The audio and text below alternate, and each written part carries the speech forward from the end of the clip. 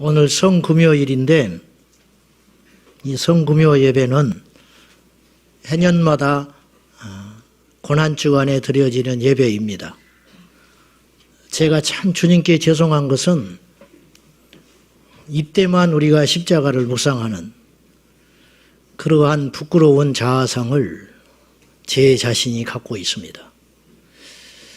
또 이 고난주간이 지나면 우리는 어느덧 부활의 영광을 찬송하며 또 다음 주 이때쯤에는 아무렇지도 않게 어쩌면 또 세상에서 살아갈지 모르겠습니다. 그 일이 계속 제가 교회를 나와서 예수님을 만난 이후로 계속 반복됩니다. 그 사실이 주님께 죄송합니다. 그 사실이. 인류사의 가장 큰 사건은 무엇일까?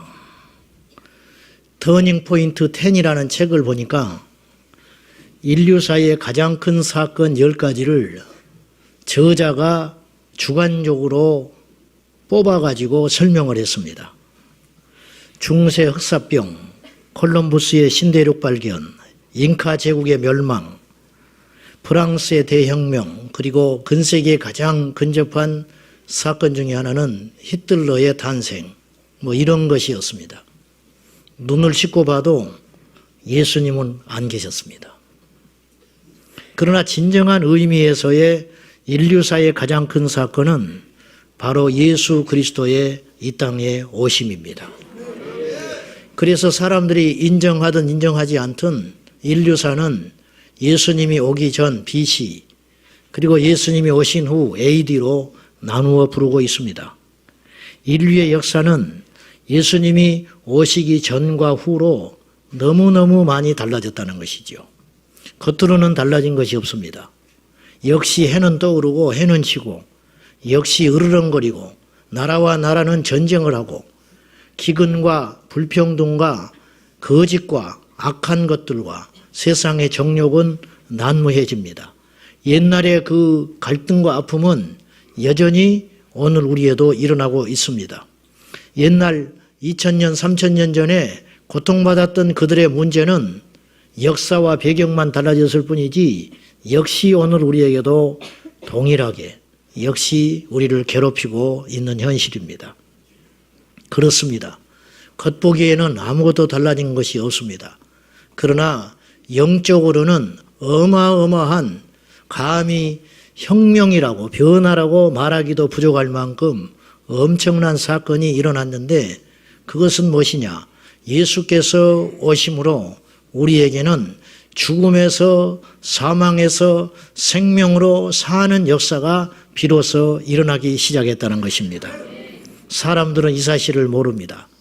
그래서 증거하라고 성경은 이야기합니다. 그래서 깨우라고 이야기하는 것이지요. 그렇다면은 예수님이 이 땅에 오셨다는 그 사실이 그토록 엄청나고 중차대한 사건이라는 것을 적어도 오늘 이 자리에 있는 우리는 인정한다면은 그분이 이 땅에 오셨다는 사실 자체도 중요하지만은 우리는 세 가지를 주목해 봐야 할 것 같습니다. 첫째는 어떤 목적을 갖고 오셨는가? 두 번째는 그분이 오심으로 우리에게는 과연 어떤 일이 일어나게 되었는가? 세 번째, 그렇다면 예수 그리스도의 보혈의 능력을 믿고 그 아래에 있는 우리들은 과연 어떤 삶으로 살아가야 할 것인가? 이것을 우리가 한번 주목해 볼 필요가 있겠습니다. 첫째, 그분은 왜 이 땅에 오셨는가? 그분은 죽으러 오셨습니다. 너무 잘 아는 이야기지요. 예수님이 죽으러 오셨다. 여러분, 알고 있는 것이 지식이 아닙니다. 알고 있는 지식이 우리를 바꾸지 못해요. 여러분, 정직해야 한다는 사실을 모르는 사람은 인류상 한 명도 없습니다. 거짓말이 잘못되고 악하다는 것은 감옥에 들어가서 깨닫는 게 아닙니다. 부모가 말을 해줘야 아는 것이 아닙니다. 왜냐하면 이미 인간은 태어날 때 양심의 잣대가 있어요. 그래서 거짓말하면 남녀노소 동서고금을 막론하고 얼굴이 벌겋게 됩니다. 그걸 몰라서 거짓말이 악하다는 걸 몰라서 나 모르고 거짓말했네. 거짓말입니다. 그것 또한 거짓말입니다. 그러니 거짓말이 악하다는 것을 모르는 사람은 없을 것으로 봅니다. 양심의 법이 다 있기 때문에. 문제는 알고도 거짓말을 한다는 것이지요. 남을 죽이는 것이 죄인 줄을 모르는 사람은 인류 역사상 한 명도 없었을 것입니다. 그러나 어쩔 수 없이 죄의 종이 돼가지고 자신이 살기 위해서 자신의 죄를 덮기 위해서 다른 사람을 죽입니다. 이것이 인간이죠. 마찬가지로 예수님께서 이 땅에 죽으러 오셨다는 사실을 모르는 크리스찬은 아무도 없습니다.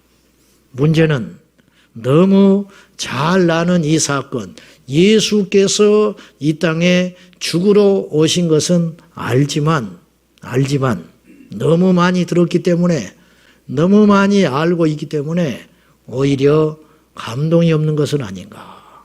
오히려 눈과 귀가 멀어져 있는 것은 아닌가. 마치 풍요 속에 자라난 아이들이 배고픔을 모르기 때문에 날마다 대하는 음식과 반찬에 기쁨과 감사를 모르듯이 어쩌면 오늘 우리가 예수님의 십자가를 너무 많이 들었고 보아왔기 때문에 우리 안에 무감각한 무서운 일은 없는가, 이런 생각이 듭니다.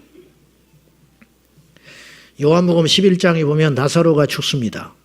그때 예수님께서 그에게로 가자 그랬더니 도마가 엉뚱하게 이런 말을 해요. 우리도 주와 함께 죽으러 갑시다. 나사로가 죽었다는 말을 듣고 예수님께서 우리 모두 그에게로 가자, 베다니로 가자 그랬더니 예수님도 죽으러 가시는구나. 그럼 우리도 주와 함께 죽으러 가자. 이런 말을 해요. 왜 이런 말을 했을까? 제가 생각해 봤어요. 사람은요, 평소에 많이 듣는 거, 그리고 생각하는 것이 툭 나와요. 그러니 이 말은 무슨 뜻이냐면, 예수님의 사복음서에 보면 주님께서 사람들에게 자신이 박해를 받고 고문을 당하시고는 죽으셨다가 사흘 만에 살아나리라, 이 말씀을 자주 하시는 걸 볼 수 있어요. 즉 예수님과 제자들의 대화의 주된 많은 내용은 무엇이냐면은 나는 곧 죽을 거야. 나는 죽었다가 사흘 만에 살아날 거야. 너희들이 이것을 기억해야 된다. 아마 틈만 나면 예수님께서는 이 말씀을 하셨어요. 그러니까 제자들이 예수님이 어떤 죽음으로 죽으신다는 건 지식으로 알고 있어요. 그런데 놀라운 것은 그분이 정작 십자가에 죽으셨을 때 그것을 누구도 받아들이거나 그걸 인정하지 못한 채 도망가 버렸다는 거예요. 여러분, 준비됐다면 도망가면 안 되는 것이죠. 정말로 그걸 알고 믿었다면 도망가면 안 되는 것이죠. 예수님이 그렇게 말씀하시든지 하더니 오늘 드디어 그분이 십자가에 죽으셨구나. 그러면 그분 다시 살아나. 그런데 그렇게 하지를 못했어요. 즉 그분의 죽음을 제자들은 알고는 있었지만 믿지 못했다는 사실입니다. 오늘 우리들이 그럴 수 있겠다 싶습니다. 즉 예수님께서 십자가에 밝히 죽은 것이 보이거늘 우리는 아무런 감동도 의미도 없이 하루하루를 살아갈 수 있다는 것이죠. 이게 얼마나 무서운 일인지 아십니까? 이것이 예수님의 죽음은 단순한 죽음이 아닙니다. 이 속에는 비밀이 있습니다. 첫째, 예수님의 죽음은요, 예정된 죽음입니다. 태어날 때부터 예수님은 십자가의 죽음을 향하여 시간표대로 움직여 가셨습니다. 왜 예수님께서 30여 세가 넘으셨을 때 공생애를 시작하셨을까? 예수님의 스케줄입니다. 그리고 더 많이 사실 수 있음에도 불구하고 왜 공생애를 그 잠깐의 기간을 갖고 그리고 6월절 그 시점에 주님께서 죽으시기 위하여 예루살렘에 올라가셨을까? 당신의 스케줄입니다. 몰려서 죽으신 죽음이 아니에요. 어쩔 수 없이 우리처럼 죽는 죽음이 아니에요. 그분은요, 능히 죽음을 십자가에 통과하지 않고도 정복할 수 있는 분입니다. 우리가 착각해요. 그분이 십자가에 죽었기 때문에 부활하신 거라고. 그 말은 50점밖에 안 되는 말이에요. 그 말은 우리가 그렇게 말을 하고 믿지만 더 정확한 표현은 그분은 십자가에 죽지 않고도 부활할 수 있는 분입니다. 그렇습니까? 안 그렇습니까? 우리는 십자가를 통과해야 부활할 수 있는 존재들이에요. 그러나 예수님은 십자가를 꼭 통과해야만 부활하신 것처럼 보이지만 그분은 근본 하나님이시기 때문에 죽음을 통과하지 않고도 능히 부활할 수 있는 분이에요. 근데 그분은 십자가의 길을 가셨어요. 그래서 그분의 죽으심은 두 번째 의도적 죽음이라는 거예요. 자발적 죽음. 우리처럼 어쩔 수 없이 맞이하는 그런 죽음이 아닙니다. 얼마든지 죽음의 권세를 정복하실 수 있는 분이 그 죽음의 권세를 받아들이셨습니다. 그러면 의지적 죽음이죠. 내가 이 잔을 마실 수도 있고 마시지 않을 권한도 있다. 근데 마시노라. 내가 죽을 권세도 있고 살 권세도 있다. 그러나 나는 죽노라. 무엇을 위해서? 너희를 위해서. 이것이 하나님의 사랑이지요. 자, 그래서 예수님의 죽으심이 어떤 뚜렷한 목적이 없다고 죽었다고 볼 수 없는 것이죠. 예수께서 오셨습니다. 그리고 그분은 얼마든지 이 세상을 정복하고 다스리며 새롭게 창조할 수 있는 그 어마어마한 권능을 숨기시고 죽음의 길을 걸어가셨습니다. 무엇 때문에? 그분의 죽음은 너무도 인간적인 죽음, 우리와 같은 매를 맞으시고 죄인 취급받으시고 십자가에 죽으셨기 때문에 죄인된 그 당시의 사람들이 예수님의 죽음 속에 담겨진 의미를 깨닫지 못할 정도로 완전한 죽음이었다는 거예요. 이것을 우리가 주목해야 돼요. 오늘 우리에게 적용을 해볼까요? 하나님 모르셔서 우리를 그냥 두시는 게 아닙니다. 하나님이 힘이 없으셔서 이 땅에 악을 두고 보시는 분이 아니에요. 하나님께서 우리 형편을 모르셔서 우리의 눈물과 애통과 속상함과 억울함과 시련을 몰라서 두는 분이 아니라는 거예요. 그러면 그분은 신이 아니시죠. 알고도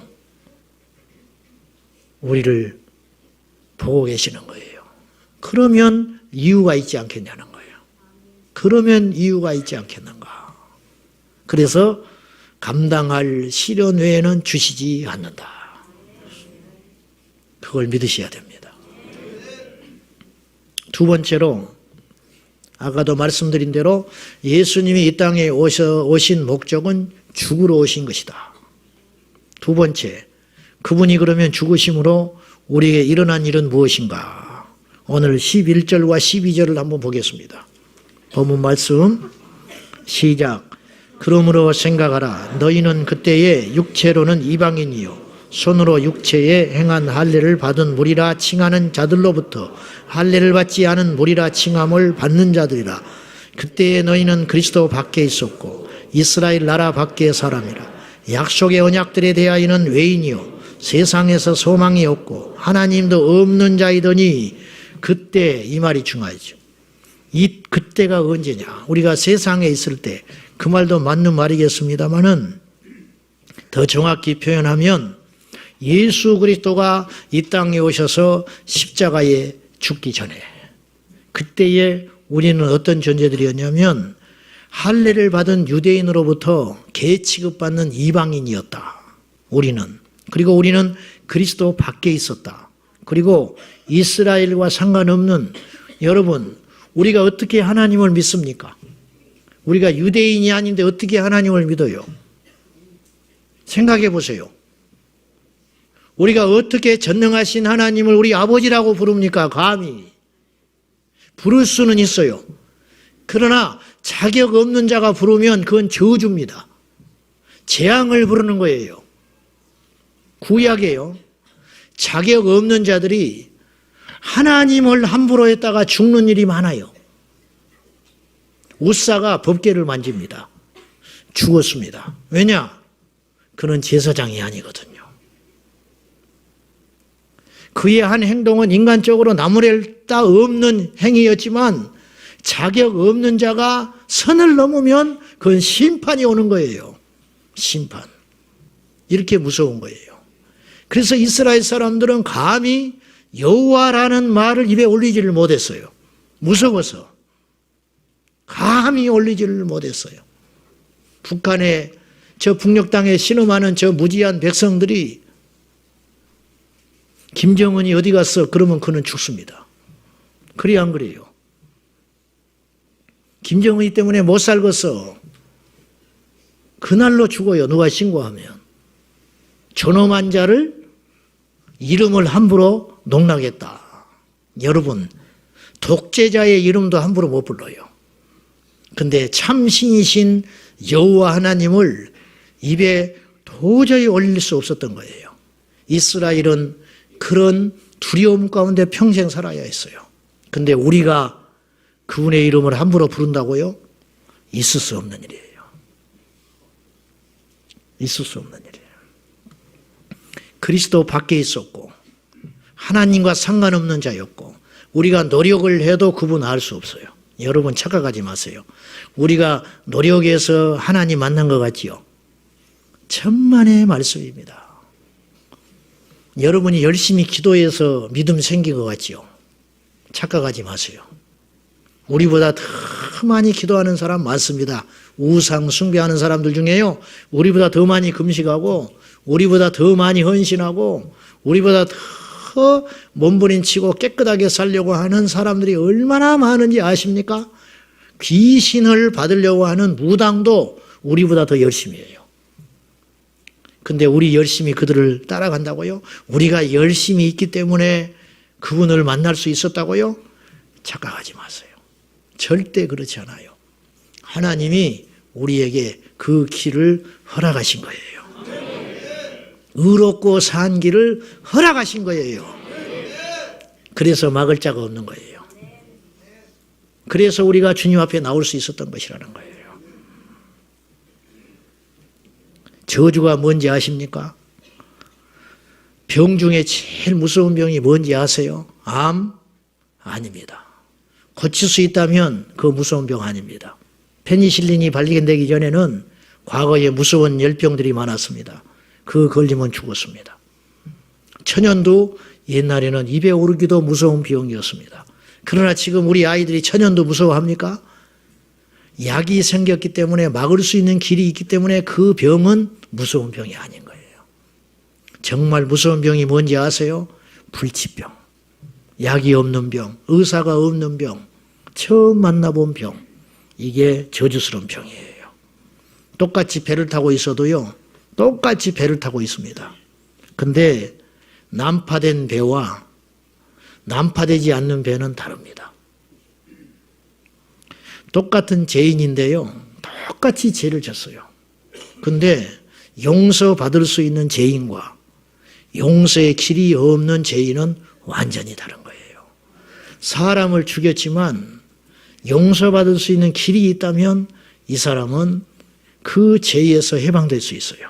단지 누구의 걸 잠시 훔쳤는데 이 사람이 그 훔침으로 도무지 용서받을 수 없는 죄인이 됐다면 이건 저주인 것이에요.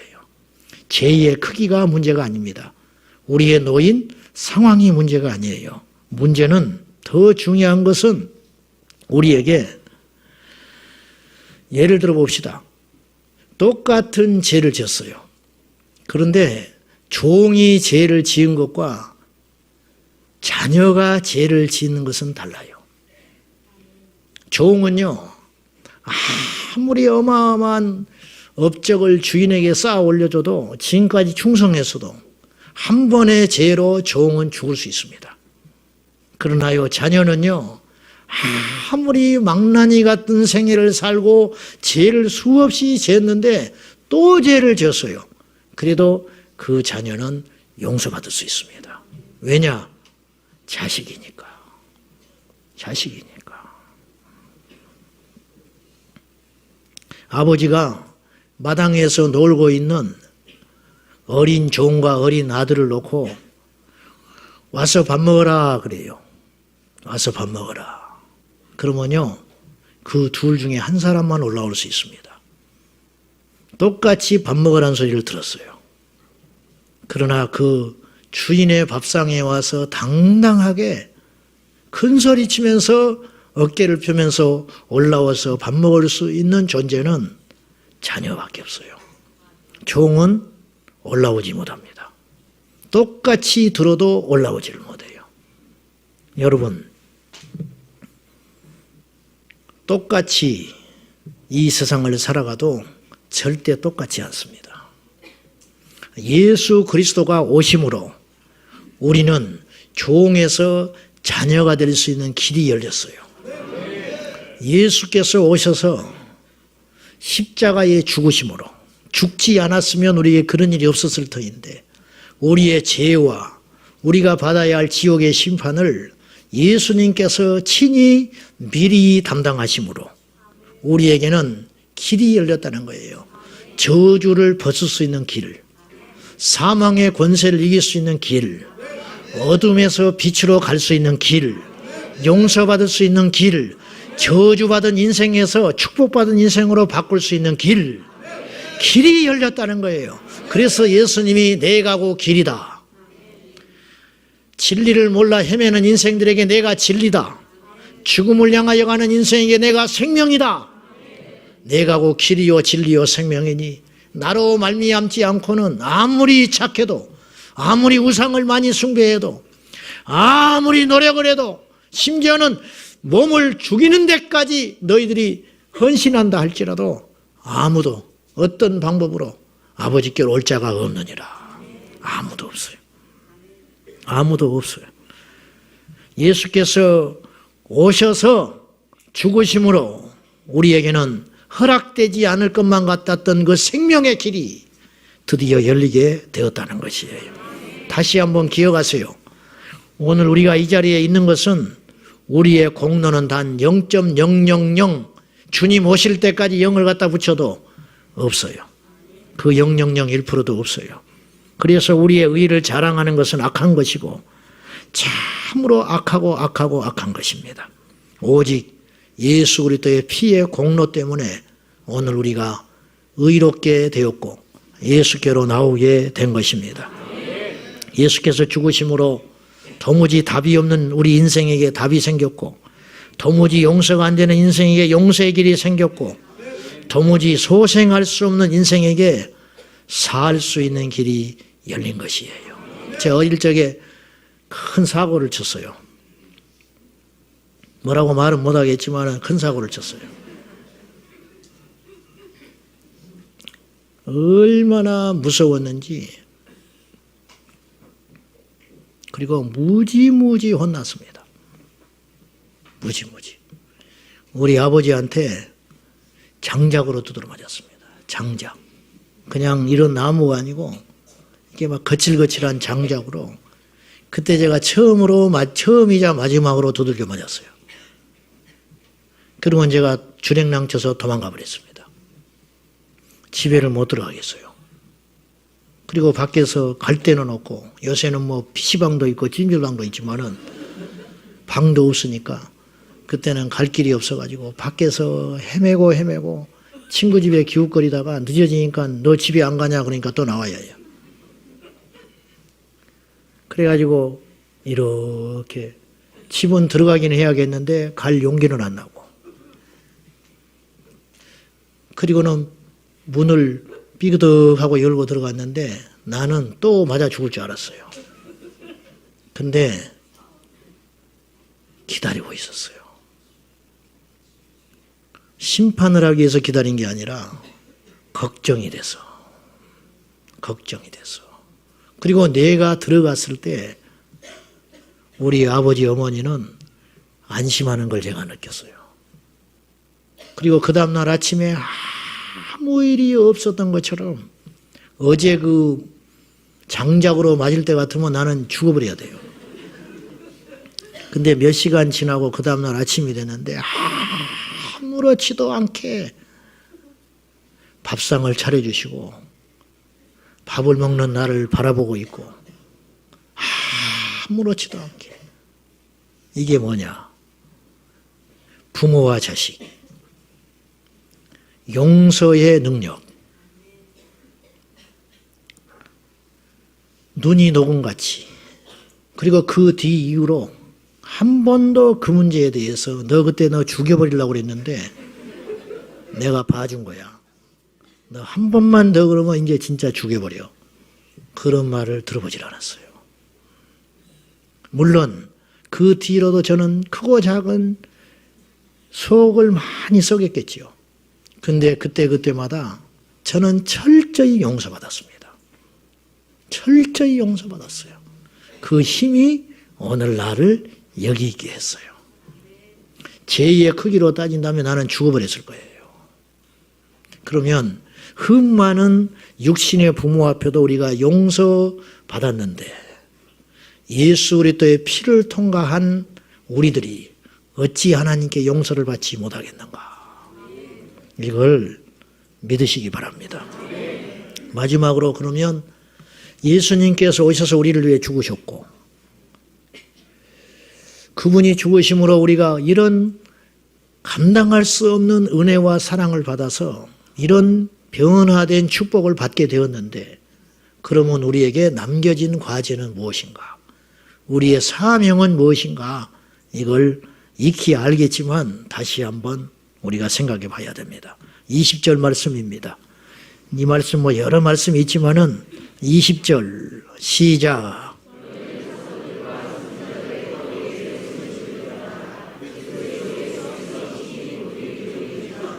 너희는 사도들과 선지자들의 터 위에 그들의 가르침과 그들의 중보기도와 그들의 믿음 위에 세우심을 입게 되었다.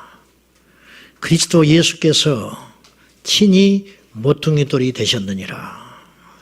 그래서 그분 안에서 21절에 보면 건물마다 서로 연결하여 주 안에서 성전이 되어가고 22절 너희도 역시 본받아 그 말이에요. 성령 안에서 하나님이 거하실 처소가 되기 위하여 그리스도 예수 안에서 지어져 가는 중에 있다. 완성품이 아니에요. 하나님은요 우리에게 완성품을 요구하는 게 아니에요. 하나님이 우리에게 요구하는 것은요 방향이에요. 방향. 나를 잊지 마라. 나를 쳐다봐라. 넘어져도 좋으니 나 쳐다보고 넘어져라. 쓰러져도 좋으니 나를 보고 다시 일어나거라. 지어져 가느니라. 지어진 것을 원하는 게 아니에요. 완성품을 바라는 게 아니에요. 우리 주님은 믿음을 원하시는 거예요. 어떤 경우에도 너를 붙들고 있는 나에 대한 믿음을 잃어버리지 말아라. 어떤 경우에도 내가 용서한다는 나의 믿음을 의심하지 말아라. 따지고 보니까 우리가 하나님을 믿기 전에 하나님이 우리를 먼저 믿어주신 거예요. 놀랍지 않습니까? 우리가 그분을 믿어주기 전에 그분이 우리를 먼저 믿어주셨어요. 그래서 우리를 용서해 주신 거지요. 자, 오늘 모퉁이돌이라는 말이 나옵니다. 모퉁이돌. 코너에 있는 돌입니다. 이것을 다른 성경의 의미로 보면 머릿돌 그렇게 표현했어요. 머릿돌도 틀린 말은 아니에요. 모퉁이돌. 모퉁이돌이라는 말은 자 마태복음 21장 42절에 보면은 예수님께서 친히 구약 성경을 가져다가 이렇게 제자들에게 가르쳐 주십니다. 자, 21장 42절. 마태복음 21장 42절에 보면 시작. 예수께서 이르시되 버린 돌이 모퉁이의 머릿돌이 되었는 이것은 주로 말미암아 된 것이요 우리 눈에 기이하다 읽어본 일이 없느냐. 구약에 이렇게 써있지 않느냐. 건축자들이 쓸모없어서 건축하고 나서 남겨진 돌을 던져버린다는 거예요. 재료가 남고 마땅치 않아서 버린 돌을 다른 건축주가 그 돌을 주워다가 자기의 집을 세울 때 모퉁이 돌로 가치 있게 썼다. 귀하게 썼다. 이게 누군지 아세요? 예수님을 예표하는 거예요. 예수님은 철저히 세상으로부터 버림받았습니다. 버림받아서 십자가에 죽으신 거예요. 철저히 내치셨어요. 병을 고쳐주신 자들로부터 내쳤습니다. 오병이어에 기적으로 배부르게 먹여준 그들에게서부터 예수님은 조롱받고 내던짐 받았습니다. 제자들도 떠나갔습니다. 철저히 버려진 자 예수 그리스도, 그분의 생애는 죽으러 오셨고 버려지기 위해서 오신 분이에요. 그 버려진 존재이신 예수님을 하나님께서 친히 주셔서 우리가 원하지도 않고 바라지도 않고 무엇인지도 모르는 멋지고 놀랍고 생명 있는 집을 건축하는 귀한 머릿돌로 그분을 사용해 주셨다는 거죠. 이 돌이 없으면 건축이 되질 않아요. 이게 모퉁이 돌이에요. 이거 하나 빼버리면 집이 무너져요. 이게 머릿돌이에요. 예수님께서 우리를 바치는 힘이에요. 예수님께서 우리 생애의 전부가 되신다는 거예요. 우리는 그걸 몰라요. 예수 없이도 잘 먹고 사는 것 같지요. 예수 없이도 흥청망청 사는 것 같지요. 심지어는 예수 없는 사람이 더 잘 살아 보이지요. 몇십 년만 지나보세요. 어떤 일이 벌어지는 것인지. 제가 100% 장담합니다. 예수 없는 인생은 끝난 겁니다. 끝날 인생이 아니에요. 죽을 인생이 아니에요. 성경은 말해요. 이미 사망 가운데 있는 것이라고. 이미 망할 인생이 아니에요. 망해버린 인생인 거예요. 거꾸로 봅시다. 예수 안에 있는 자들은 예수님을 반석으로 삼고 나를 그 기초 위에 세워진 내 인생은 앞으로 잘 될 인생이 아니에요. 잘 된 거예요. 앞으로 살 인생이 아닙니다. 이미 살아난 겁니다. 이것이 우리의 상태예요. 왜 이걸 의심하냐는 거예요. 왜 이걸 못 보냐는 거예요. 이걸 못 보기 때문에 억울해합니다. 이걸 못 보기 때문에 희생하지 않으려고 해요. 이걸 모르기 때문에 예수를 믿어도 불행하다 생각해요. 너무너무 불쌍한 거예요. 병든 사람이 불쌍한 게 아니에요. 하나님의 은혜를 모르는 사람이 불쌍한 거예요. 하나님의 은혜를 모르는 인생이 불쌍해요. 우린 조롱과 멸시와 오해, 천대를 받더라도 예수님께서 모퉁이돌이 되셨다는 것은 우리도 그리 살라는 뜻이에요.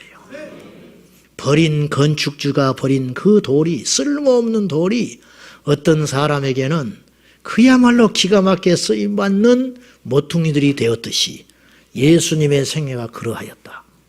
너희도 그리하라. 이 말이에요. 너희도 그리해라. 그래서 우리는 어떤 시련과 납득할 수 없는 상황 속에서도 가정에서 모퉁이돌이 되는 거예요. 교회에서 모퉁이돌이 되는 거예요. 이 민족에게서 우리가 모퉁이돌이 되는 것이에요. 떠받치는 존재, 평화의 도구, 희생함으로 남을 살리고 공동체를 살리고 가정을 살리는 화합의 도구. 여러분, 반드시 누가 죽어야 일치됩니다. 아십니까? 오늘 새벽에 우리가 잠깐 제가 말씀 나눴는데 엉클어진 이 관계, 꼬여지고 비틀어진 이 관계, 즉 제2의 관계를 풀 수 있는 유일한 방법은요, 피를 보는 거예요. 피.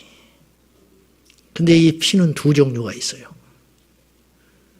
사망, 즉 죄인이 심판을 받아서 흘리는 피가 있고 죄 없는 자가 흘리신 의의 피가 있는데 하나님께서 놀라운 결단을 하신 거예요. 저는 그렇게 봐요. 하나님이 어떤 결정을 하셨냐면 죄를 범한 인류를 향하여 우리의 더러운 피를 흘리게 함으로 우리를 심판하기 위하여 우리의 피를 흘리려고 작정을 하신 게 아니고 의롭고 거룩하신 당신의 아들 예수 그리스도의 흠없는 피를 흘리려고 작정하신 거예요. 이것이 그분의 사랑이에요. 그리고 그걸 밀어붙이셨어요. 약속대로. 그리고 당신의 타이밍에 예수께서 오셨고 십자가에 죽으셨고 그래서 약속대로. 성경에서 제일 중요한 단어 중에 하나가 제가 그 말이라고 했지요. 약속대로, 기약대로, 성경대로. 그 말이 얼마나 중요한지 우리가 믿으면 믿을수록 깨닫게 될 것입니다. 자, 그래서 우리가 그분의 뒤를 따라가는 거예요. 제가 오늘 예배를 드리러 오는데 주님께서 나에게 이런 깨달음을 하나 주셨어요. 우리가 죽는다는 거, 우리가 희생한다는 거, 십자가에서 죽는다는 거, 왜 사람들이 그걸 못한다고 생각하느냐? 믿음이 없어서 그렇겠지요. 그래, 좀 더 깊이 생각해 보자. 죽는 것의 가치를 몰라서 그렇다. 여러분, 우리가 이 세상에서 돈을 벌기 위해서 멸시를 참습니다. 우리가 이 세상에서 왜 그렇게 왕이 되려고 하지요? 왜 그렇게 대통령이 되려고 하지요? 왜 그렇게 국회의원이 되려고 하지요? 거짓말합니다. 정치인들 거짓말할 수 있습니다. 정치인들요, 어마어마한 희생합니다. 사실은 어떤 걸 얻기 위해서 멸시, 조롱, 침뱉음, 중상모략, 우리 보통 비범한 사람은 치사하고 더러워서 그거 못해요. 근데 이분들은 그 길을 가요.